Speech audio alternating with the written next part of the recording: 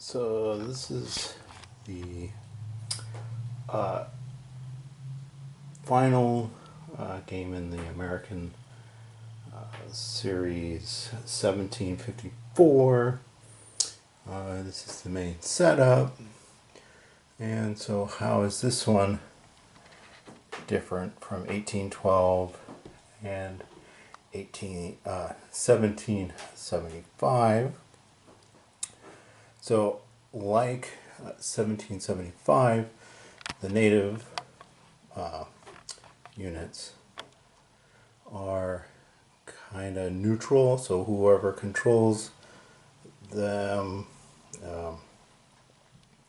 owns them, they fight for them, but if they meet in a battle, they go away and for 1-to-1 until they're all gone, or whoever's got the last one left gets to roll in combat. The other interesting thing here is that you have the round track here, but also you have the turn track, and this is how the native units get reinforced. Where in 1775 it's only by card, and each tribe area here, they get like Delaware, the Shawnee, they would get reinforcements along this turn track. This game, instead of 1775 of controlling colonies, this one is like 1812 in the sense you're controlling victory hexes. So like this is a victory hex. And they're also worth differently. So this one is to the British, that's worth 2. The other difference here is you have a fort die, and we have little forts here that are for defense, and they roll the die during battle, and they can negate a hit from the attacker if they roll on it. So there's a few blank sides on it. So, the other difference here is, a very big difference, is the naval movement. There is no card for water movement, so you can move from a port to a water area and then to somewhere else. So that would be one space. So moving out to the Atlantic and then to, say, Rhode Island, that would be 2 spaces. The other interesting difference is these little markers here are for the colonists and the French Canadians reinforcement spots, and 2 are set in the game. There's one here and Saint Jean here are set, but then each player at the beginning, you get to set one of these in a town. So it gives you a little variance how you want to do this in the setup. So each game will be a little different. And I think that's all the differences so in the game, where all the other ones are pretty close together. And we'll see how this goes. Of course, you have your treaty, each of the 4, and this one is a 4-player one. So the 1812 is a 5-player, and this one and 1775 is a 4-player. And we'll go on to the first turn. So this is the end of round 1. seems I really don't remember playing this game much, except I liked it and I played it once, so I don't really know any real strategies here. So for the British, I'm basically gonna try to clear out this and take Louisburg. That's my main goal. I'm just basically hold everywhere else. French player, if he does that, seeing how this first turn went, might be looking to take down here because most of the reinforcements stayed up here, except natives came here, and the native reinforcements come in with the green square, and if it matches that symbol they get 3 wherever it is. So this one was here and then up in Huron up there at Fort Toronto.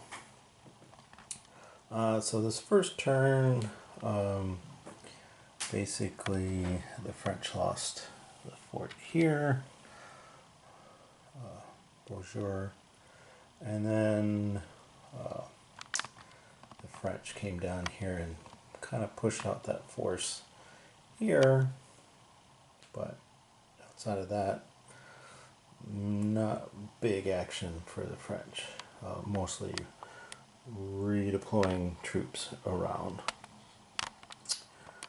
And so, see what happens. Oh, the British colonists played their truce.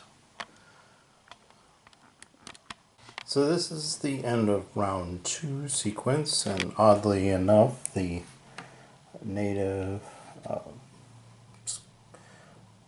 block came on the same area for reinforcement, so we had it here for the Brits and then up there for Huron for the French. So here seesawed back and forth. The French got reinforcements, moved from Louisburg, landed there.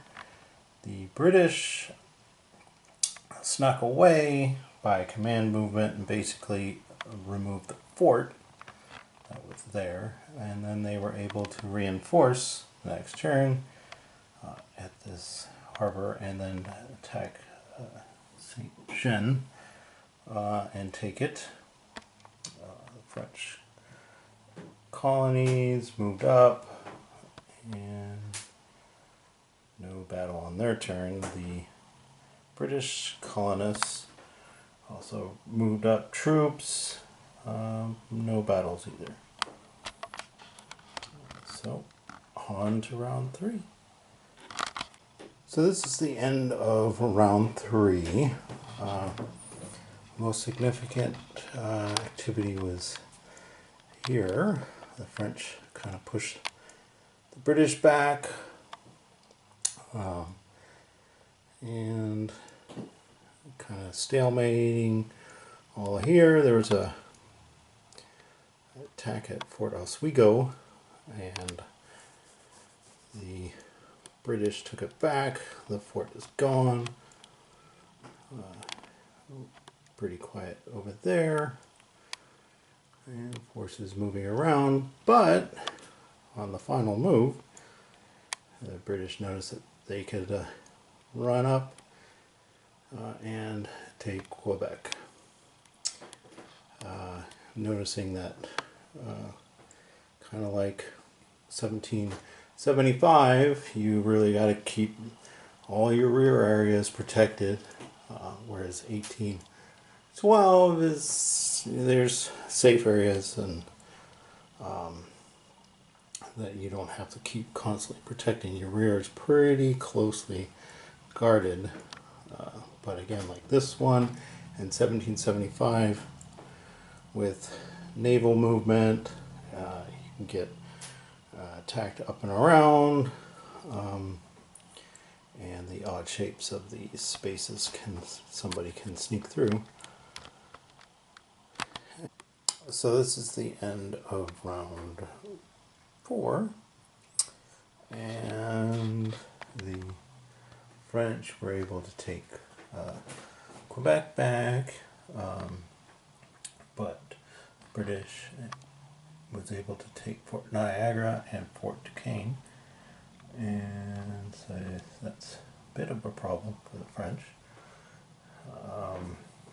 because now it's 1, 2, 3, 4, 5 to 1, 2, 4, 5 to 4, but still no one's other than the British colonists have played their treaty yet, so everybody's kind of holding out to the moment that they can do it. So British, if they have it, which the British regulars do, they should play it as soon as they can to win at the end of the round. But if the French this next turn can take Niagara back, which is probably not going to happen because they are actually a lot less troops here, and all their troops are over here. So this, with the colonists here in the center, has been most helpful in reinforcing this area here, and the attacks here. We're keeping the French forces out of there, and so we'll see how the next turn goes. So this is end of round 5 and end of game. The British played their treaty card. They took Saint Jean, and then the French took it back, which helped the French to waste a move to take back. They were able to sneak in and take Fort Duquesne back because they were the last turn. They could run over and not worry about their rear lines because they're the final move to see if they could break the peace treaty in the last gambit. And the British won, controlling 5 areas to the French 4. And yeah, this is got a bit more chrome than the other ones, a bit more dynamic, and compared to 1775 and 1812, with the changing of reinforcements where they come in, water movements not card based, native units are a bit more active in this compared to 1775, but 1812 they have their own player. But also this game has kind of a expansion to it with the, let's see the glare, the Native Alliance expansion. Haven't played that yet, but that might get the native units more active, and this game would get a little more crazier.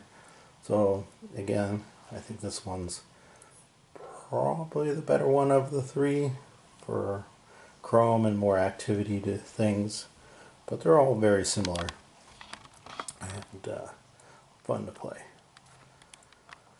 And now, the next one should be the 8